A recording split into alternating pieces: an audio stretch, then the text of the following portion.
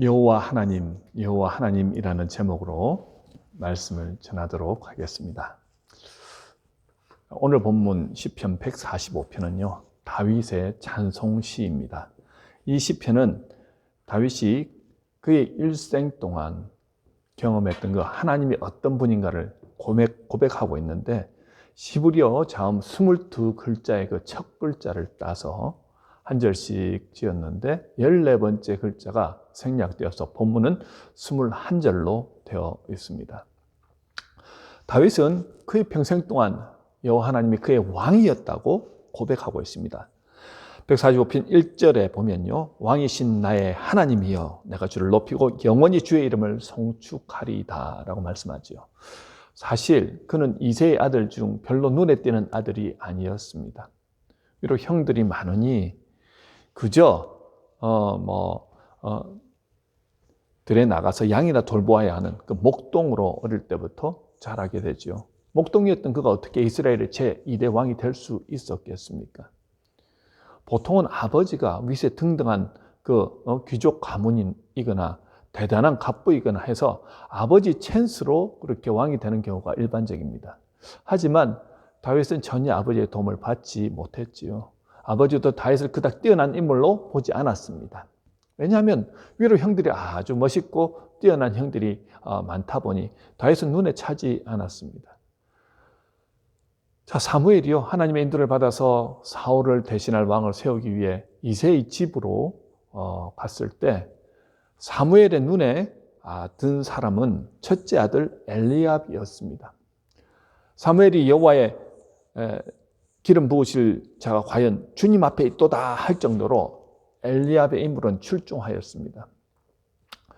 자, 그 말에 정말 하나님께서 엘리압을 기름 부음 받을 자로 세우셨구나 생각하고 있었는데, 또 그 밑에 동생들도 다 인물이 좋았지만 하나님이 이도 아니고 저도 아니고 하면서 계속 아니라고 하시면서 사무엘에게 이런 말씀하십니다. 사람은 외모를 보거니와 나 여호와는 중심을 보느니라.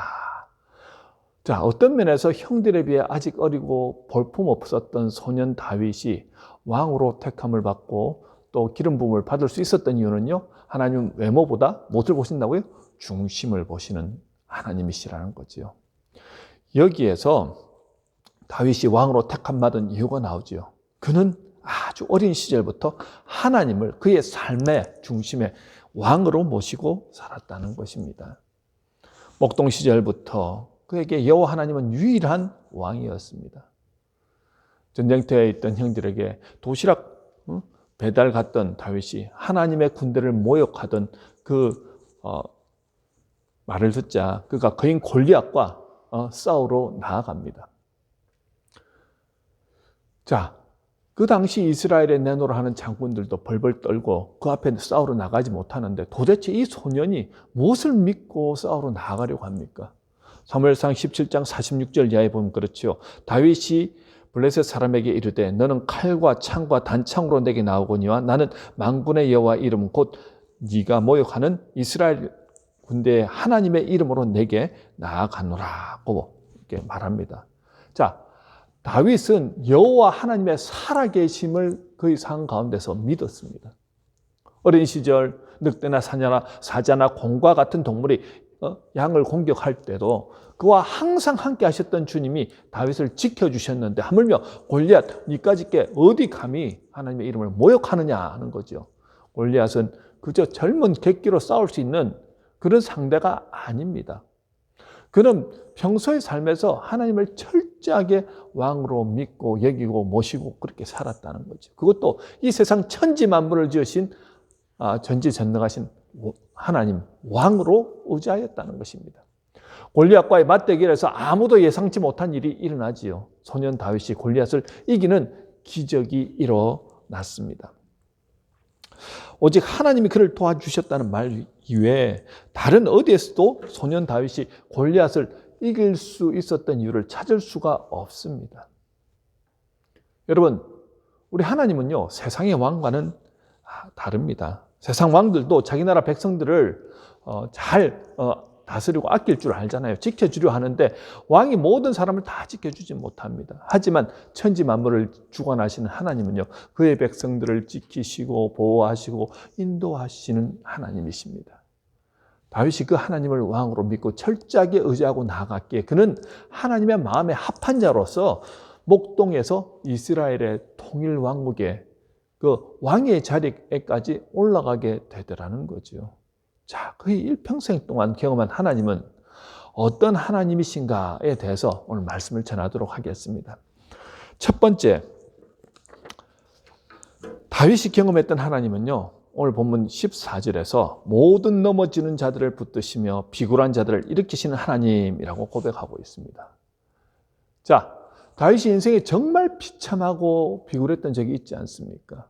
사무엘상 21장 10절 이하에 보면 그 사울이 다윗을 죽이려고 혈안이 되어 있을 때 군대를 편성하여서 다윗을 추격해 옵니다. 그 추격을 피하여서 어디까지 가게 되냐면요, 블레셋 땅까지 들어가게 되는데요. 결국 그 가드라는 지역의 가드 왕 아기스에게까지 가게 됩니다. 그 신하들이 다윗을 알아보더라는 거죠. 이들은 지금 몇 년 전에 그들의 영웅 골리앗을 죽인 다윗을 기억해냅니다. 그는 적국의 왕 앞에서 풍전등화와 같은 절제절명의 순간을 맞이합니다. 백에 백이면 그들은 다윗을 잡아서 골리앗의 원수를 갚으려 했을 것입니다. 그 위기의 순간에 그가 갑자기 미친 체 하면서 수염의 침을 질질 흘리면서 그 아기스가 이런 말까지 하죠. 미치광이가 부족하여서 이 자를 데려왔느냐 하면서 당장 내쫓으라고 하죠. 그가 만약 미친 연기를 하지 않았다고 한다면 그는 아마 그 자리에서 죽게 되었을 것입니다. 그런데 다윗은 뒤에서는 사울이 쫓아오고 앞에서는 블레셋 왕이 기다리고 있는 그런 정말 풍전등화의 상황 가운데서 어떻게 해야 할지 알지 못하는 그 순간에도 하나님이 그를 붙드시고 일으켜 세워주셨다고 그렇게 고백합니다. 그는 수많은 전쟁도 하였고요. 또 여러 가지 어려움도 많이 겪었습니다. 아들들의 반란 때문에 그가 정말 겪은 그 마음 아픈 상황들이 얼마나 많았습니까? 정말 위기 일촉즉발의 상황까지도 그가 경험하였던 거 아닙니까? 그때마다 비굴함의 순간까지도 답답함의 순간까지도 어찌할 바를 몰라서 정말 죽고 싶은 그 모든 순간에 하나님께서 어떻게 해요? 그를 지키시고 그를 세워주시고 이렇게 세워주시더라는 것입니다. 여러분, 우리의 상황도 인생을 살아가면서 그런 경우가 있을 수 있다는 거죠. 정말 위기의 순간, 그때가 바로 어떤 때라고요? 하나님이 역사하실 수 있는 순간이라는 겁니다. 다윗이 그 긴 세월을 살아오면서 왜 이 상황이 기억이 났겠습니까? 정말 죽을 수밖에 없었던 그 상황 가운데 하나님께서 지켜보아야 주시고 이렇게 세워주셨다는 거예요. 저와 여러분의 상황 가운데서도 아마 그러한 일들이 있었을 것입니다. 저도 지나온 날들을 생각해 보면 참 위기의 순간, 내 힘으로는 도저히 이길 수 없다는 그 순간에 하나님께서 저를 이렇게 세워서 지금까지 인도하셨다는 그런 경험들이 있습니다. 아마 여러분들 삶 가운데도 그런 경험이 있으실 줄 압니다. 여러분, 다윗이 경험한 하나님은요, 그가 가장 비참한 순간에 그를 넘어지지 않도록 이렇게 세워주시는 하나님이었다는 거죠. 그가 그 하나님을 찬양하고 있습니다. 두 번째, 그가 경험한 하나님은요, 일용할 양식을 공급하시는 하나님이라고 말하죠. 15절을 보시겠습니다. 때를 따라 그들에게 먹을 것을 주시며 손을 펴사 모든 생물의 소원을 만족하게 하시나이다. 자, 한마디로 일용할 양식을 공급하신다는 거예요. 사실 도망자로서 다윗 한 번 건사하기도 쉽지 않습니다. 그런데요, 다윗 주변에 한 사람 한 사람 모여들기 시작하는 거예요. 사울에게 미움받아서 쫓겨난 사람들, 다윗의 형제들과 일가 친척들, 그리고 범죄하고 갈 곳 없는 사람들, 정말 고통 가운데 있는 사람들이 다윗을 찾아서 모여들기 시작했는데 그 사람의 수가 400명이나 되는 겁니다. 그들이 가는 것은요, 광야 아둘람 동굴이었습니다. 그곳에서 400명이 먹고 살아야 합니다. 그러니 먹고 사는 일이 만만치 않잖아요. 자기 한 몸 건사하기도 힘든 다윗이 이 많은 사람들을 데리고 어떻게 먹고 살 수가 있겠습니까? 정착지가 있어서 땅을 일군다든지 양을 돌본다든지 해가지고 먹을 것을 공급받을 수만 있다면 문제가 없습니다. 그런데 지금 다윗도 도망자들이고 이들도 마찬가지로 도망자의 신세입니다. 400명의 사람이 어떻게 그 불편하고 힘든 상 가운데서 살아갈 수 있겠냐는 거죠. 아마도 양털 깎을 때가 되면 주변 목동들의 양을 시켜주면서 그들에게 수고비조로 얼마의 양식을 받아서 그런 식으로 연명하면서 생활하지 않았겠습니까? 그러면서 다윗이 10수년을 도망하면서도 여호와 하나님은 어떻게 해요? 때를 따라 먹을 것을 공급하여 주셨다고 지금 고백하고 있는 겁니다. 여러분, 한 13, 14년 정도의 기간이었습니다. 도망자로서는 한 10몇 년 정도의 기간이었죠. 그 기간 동안 먹고 사는 게 해결이 안 되면 그가 참 견디기가 힘들지 않습니까? 그런데 하나님이 그때마다 어떻게 해요? 돕는 사람들을 통해서. 그리고 정말 위기의 순간을 넘어갈 수 있도록 그때마다 도와주시더라는 거죠. 여러분, 마태복음 6장 26절 이하에도 예수님이 말씀하시죠. 공중의 새도 들의 백합화도 하나님이 그들의 양식을 공급하신다는 겁니다. 하물며 하나님의 백성들에게 일용할 양식을 공급하시지 않겠냐는 거예요. 이스라엘 백성들이 광야에서 40여 년을 배하면서 살아갈 때 하나님은 만나와 메추라기로 그들을 먹이시더라는 것입니다. 우리의 삶도 여러분 마찬가지 아니겠습니까? 아무리 코비드 상황이고 경제가 어렵다 하더라도 하나님의 백성들은 누가 책임지신다고요? 하나님이 책임져 주신다는 겁니다. 하나님이 우리를 책임지신다는 것은요, 하나님이 책임져 주시니까 우리는 아무것도 안 하고 그냥 있으면 된다는 그런 뜻이 아니죠. 우리가 이 상황 가운데서 맡겨주신 일에 최선을 다하면서 하나님의 백성으로서 정체성을 가지고 우리에게 맡겨진 일에 최선을 다하면 나아가다 보면 하나님께서 그때마다 한 스텝 한 스텝 어떻게 해요? 길을 보여주시고 인도하신다는 거예요. 때를 따라 우리에게 양식을 공급하여 주시는 하나님. 다윗에게도 그것이 경험되었고 또 우리의 삶 가운데도 지금도 경험되어지는 그 하나님이 바로 저와 여러분의 하나님이라는 겁니다. 세 번째 17절에서 여호와 하나님은 의로우시며 은혜가 많은 분이라고 그렇게 고백합니다. 하나님은 의로우신 하나님입니다. 사실 다윗이 범죄함으로 하나님께 버림받아야 옳습니다. 그는 남편이 있는 아내를 범했고요. 그 남편을 적진에 홀로 나가 싸우다가 죽게 만듭니다. 살인죄와 그리고 강간죄를 범한 그 당시에 율법에서도 돌에 맞아 죽어야 하는 엄격한 범죄입니다.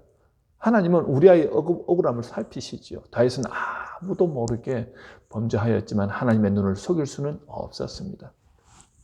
1년이 지난 후 나단 선지자가 그 일을 들추어내자 그는 하나님께 큰 죄를 범하였다고 그제서야 회개를 하지요. 하지만 하나님은 그 죄의 대가를 물으십니다. 바로 밧세바와의 사이에서 태어난 아이의 생명을 거두어 가심으로 그를 징계하시지요. 그가 이 아이만큼 살려달라고 금식하며 울며 하나님께 울부짖었지만 공의로우신 하나님은 그 간구에는 응답하시지 않으시더라는 거죠. 그럼에도 그가 회개하고 자복하며 주님께 용서를 구했을 때 하나님은 그를 다시 받아주시고 하나님과의 관계가 회복되더라는 겁니다. 저와 여러분은 어떻습니까? 하나님의 자녀라고 하면서 날마다 우리가 알고 죄를 짓기도 하고 또 불식간에 또 죄를 짓지 않습니까? 눈에 띄는 큰 죄는 아니라 할지라도 의로운 하나님의 기준에는요 우리가 미치지 못할 것입니다. 그럼에도 불구하고 하나님 우리를 받아주시지요. 그 이유가 바로 예수 그리스도의 십자가 희생 때문입니다. 예수님의 생명과 우리의 생명을 막 바꾸셨기에 오늘 저와 여러분이 하나님 앞에 담대하게 나아가서 아빠 아버지 하면서 친근하게 하나님을 부를 수 있게 되었다는 것입니다. 여러분이 십자가를 바라보실 때마다 여러분은 어떤 생각이 드십니까? 저는요, 저 십자가를 바라볼 때마다 성호야, 내가 너를 사랑한다. 하나님이 저를 너무 사랑하셔서 예수님 대신 저 자리에 내가 있어야 될 그 자리를 예수님이 대신 그 자리에 있는 것처럼 그렇게 느껴집니다. 그 생각만 하면요, 제가 어떤 상황과 환경 가운데서도 다시 일어날 수 있더라는 거죠. 주님이 나를 사랑하시는데. 그러면서 내게 맡겨주신 일들도 감당할 수 있게 되더라는 겁니다.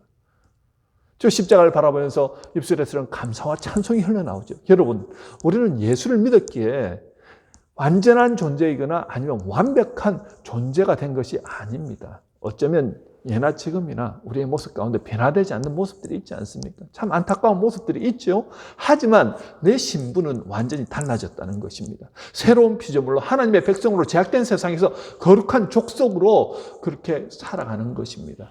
그러니 조금은 부족하고 또 육신의 연약함으로 죄를 짓는다 할지라도 주님 앞에서 십자가를 바라보며 담대하게 우리가 나아가는 것 아닙니까? 주님 앞에. 그렇게 조금씩 죄를 멀리하면서 거룩한 하나님의 자녀로 살아가다 보면 성령 하나님이 우리를 예수님 닮은 모습으로 어떻게 해요? 변화시켜 나가신다는 것입니다. 자, 네 번째 다윗이 경험한 하나님은요. 20절에 자기를 사랑하는 자들은 다 보호하시는 하나님이라고 고백합니다. 자기를 사랑하는 자들은 다 보호하시는 하나님. 자, 다윗은 누구보다 하나님을 사랑하는 사람이었습니다.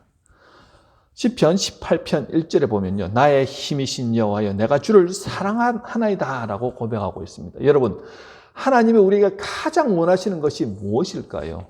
아마 여러 가지 생각이 드실 것입니다. 우리에게 주신 사명, 영혼 구원하라는 사명을 이룬 것입니다.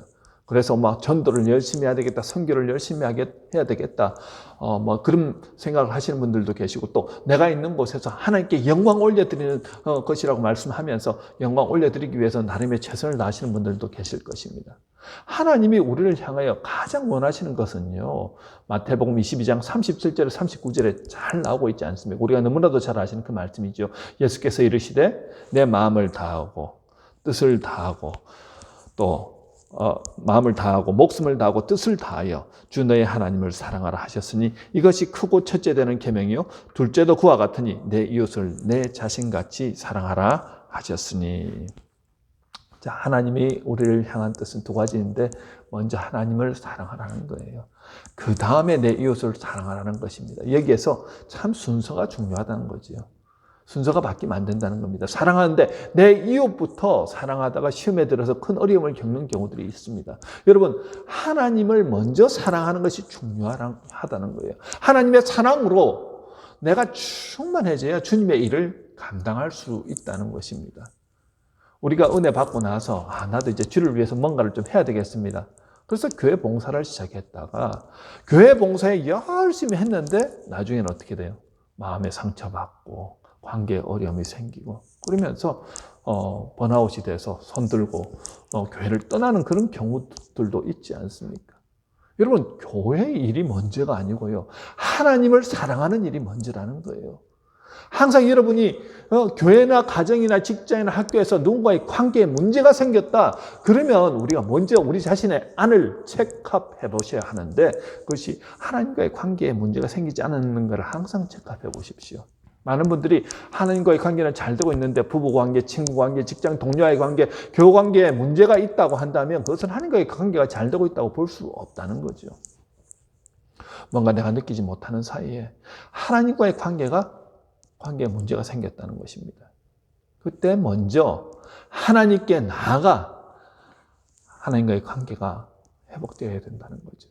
하나님을 사랑함으로. 하나님의 그 사랑이 회복되어져야지 내 안에서 그 사랑이 흘러서 어떻게 해요? 우리 주변에 배우자에게, 자녀에게, 친구에게, 이웃에게, 내가 관계하는 모든 사람에게 어떻게 해요? 흘러가게 된다는 것입니다. 여러분, 하나님과의 관계가 잘 된 사람, 걱정, 근심, 염려가 끊어진다는 거예요. 내가 성경도 읽고 기도도 하고 나름대로는 신앙생활 잘 드리고 예배도 잘 드린 것 같은데 내 마음속에 자꾸 걱정, 근심, 염려가 끊이지 않는다. 그러면 여러분, 하나님과의 관계 안에 문제가 생긴 거라는 거예요. 그럴 때 내가 먼저 하나님 앞에 나가야 한다는 것입니다. 다윗이 밧세바와 범죄하고 난 후에 그는 범죄하고 나서도 아무도 모르게 하나님 앞에 나가서 예배를 드렸습니다. 모든 사람들이 보는 앞에서 예배를 드렸고 거룩한 척, 경건한 척 그렇게 말씀드렸고요. 기도도 나름대로 했는데 그 안에서는 여전히 뭔가 하나님과 이렇게 소통되지 않는 영적인 암흑을 그가 경험하고 있었다는 거죠. 그것이 무엇입니까? 바로 죄로 인함이었다는 것입니다. 그의 마음에 평안이 없습니다. 왜요?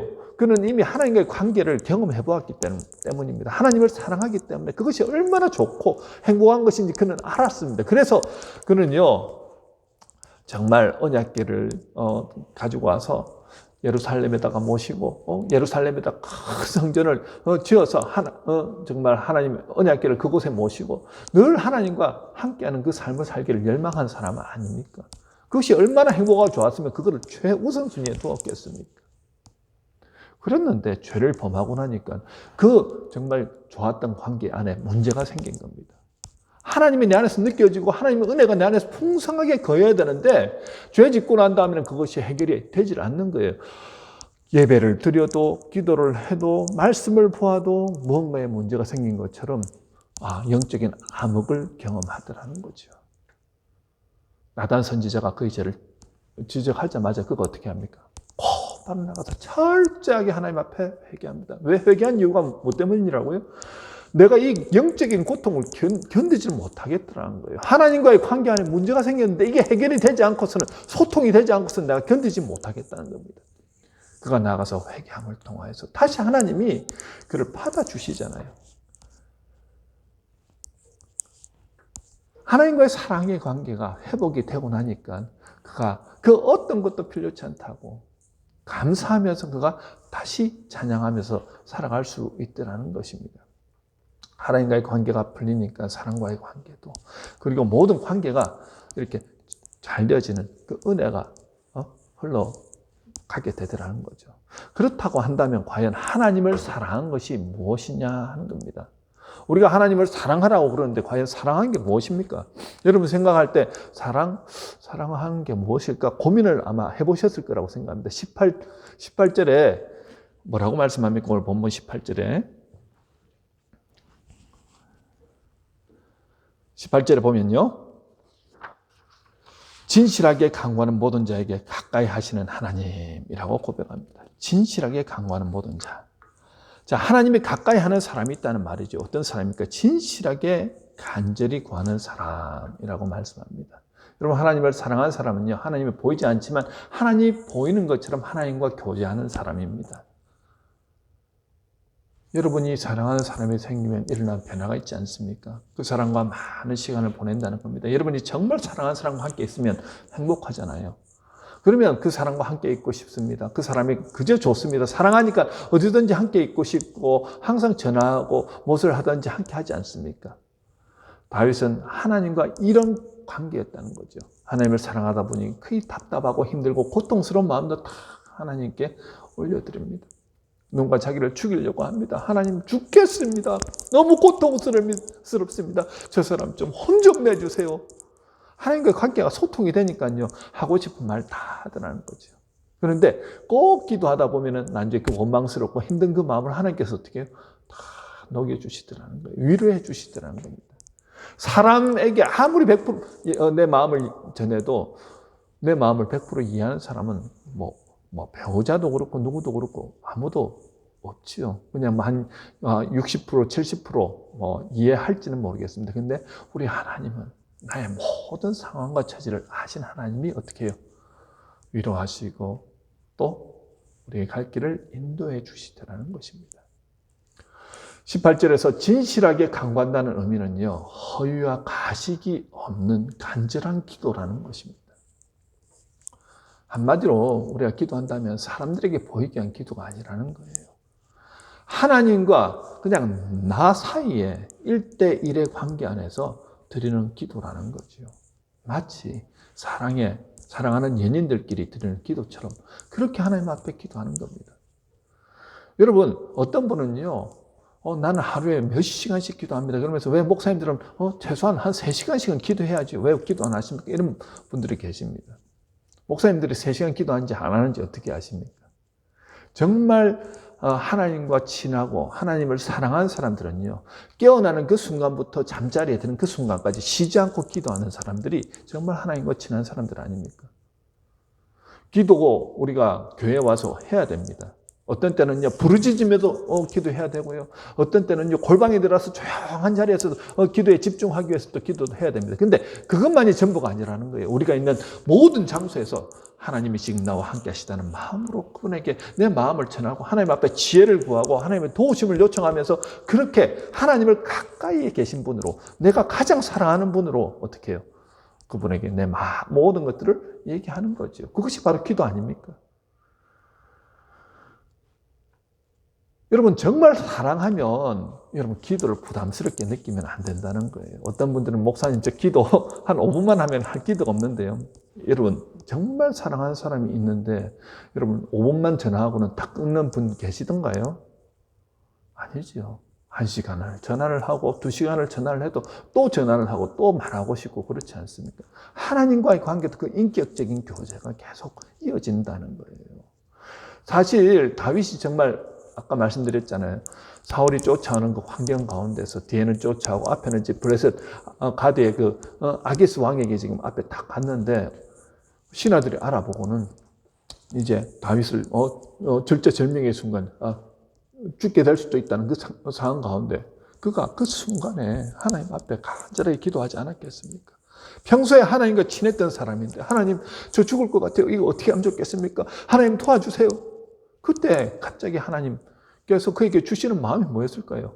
미친 척 해라. 물론 하나님께서 성경에는 그런 말씀이 적혀 있지 않습니다. 그런데 그 마음 가운데 미친 척 해야 된다는 그 강렬한 마음이 든과 동시에 마침을 질질 흘리면서 진짜 미친 사람처럼 그렇게 행동했을 때 결국 그 위기에서 벗어나지 않습니까? 그가 고백하지 않습니까? 내가 이 비굴함의 순간에 정말 나를 구해내신 분은 하나님이시다라고 그가 고백하잖아요. 그 고백을 통해서 그 순간에도 하나님께서 그렇게 그 위기의 순간에 역사하셨구나. 여러분 기도가 생활화 되면요 정말 누구를 만나거나 어떤 일을 하거나 위급한 순간에도 우리가 무엇을 어떻게 해야 될지 알지 못하는 그 순간에도 하나님께 어떻게 하면 될까요? 하나님 SOS 도와주세요. 그렇게 하잖아요. 그럼 하나님께서 먼 곳에 저 하늘나라 먼 곳에 계신 분이 아니라 바로 가까이에서 내게 속삭이듯이 말씀해 주신다는 거예요. 여러분 우리가 이 힘든 세상을 능히 이길 수 있는 힘이 어디서 오는지 아십니까? 하나님으로부터 오는 것입니다. 하나님을 사랑하다 보니 하나님이 사랑해 주시는 것을 느끼게 된다는 거예요. 하나님이 사랑한 사람은요 하나님이 보호하신다는 거예요. 5만 번 응답받은 기도의 사람 조지 뮬러에 대해서 제가 몇 차례 말씀을 드렸지만요. 그 2,000명의 고아들과 함께 생활하는데 정부나 사회에서 정기적으로 도와주지 않던 그런 열악한 상황 가운데서 아이들을 돌보고 있었지 않습니까? 이제 당장 내일 아침 먹을 끼니가 없는데 그가 진실한 마음으로 간절하게 하나님 앞에 기도합니다. 하나님 내일 아침 끼니 어떻게 해야 됩니까?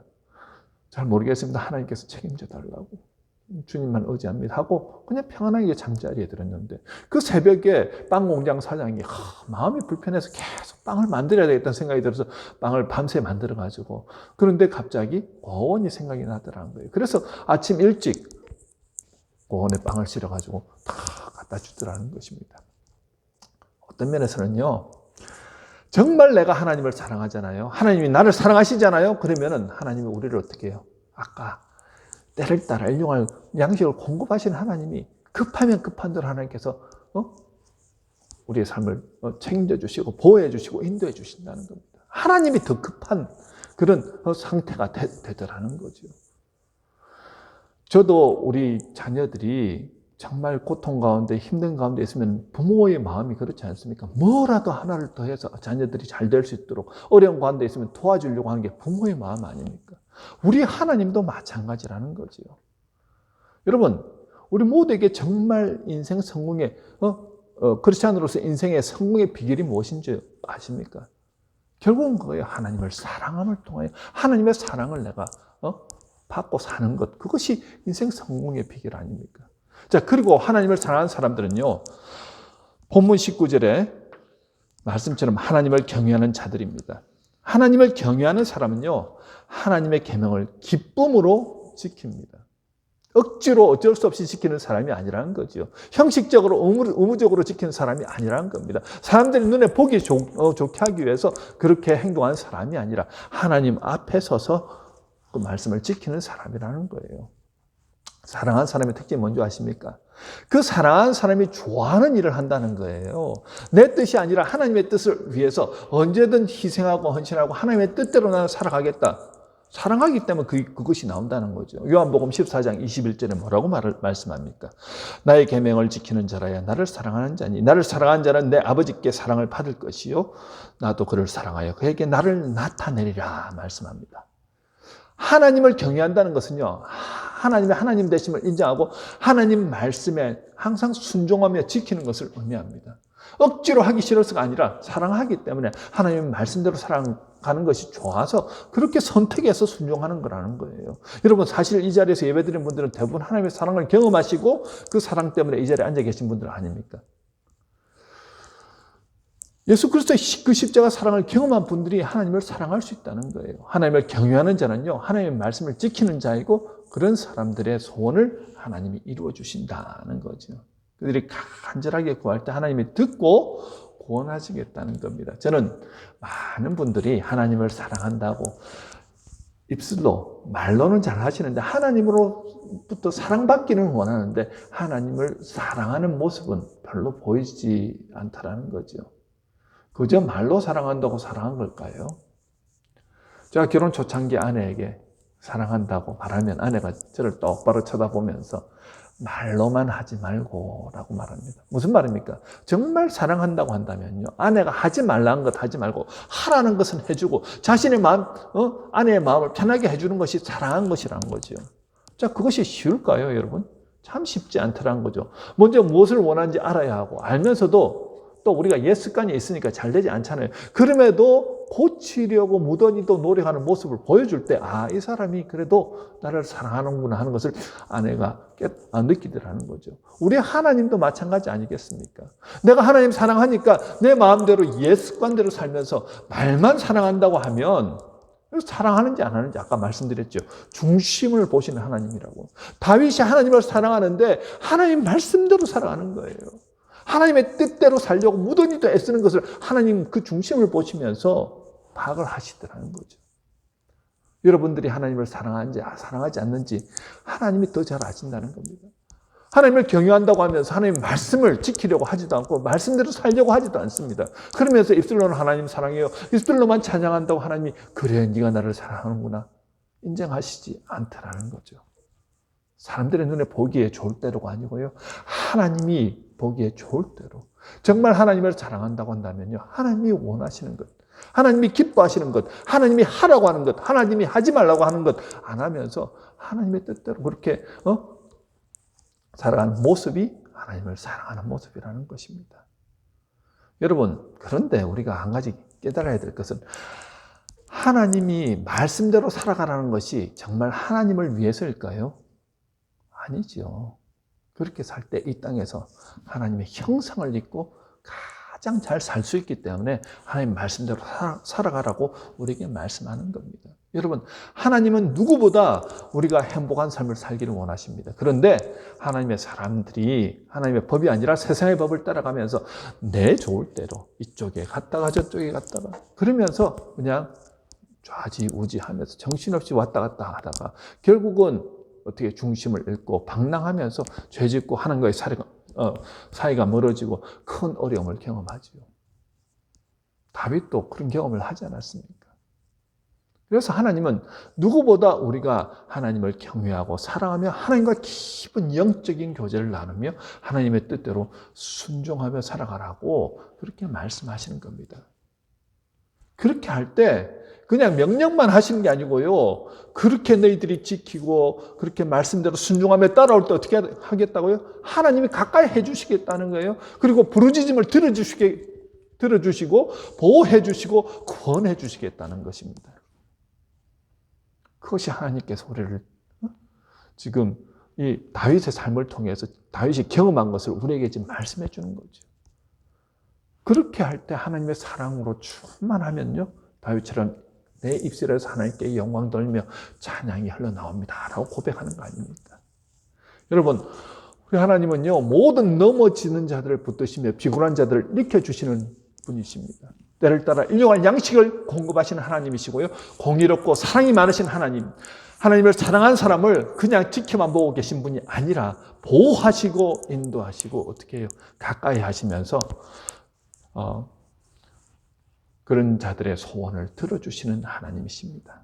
이 한 주간 다윗이 일평생 경험한 그 하나님의 은혜를 우리가 한번 그렇게 살아보시는 거예요.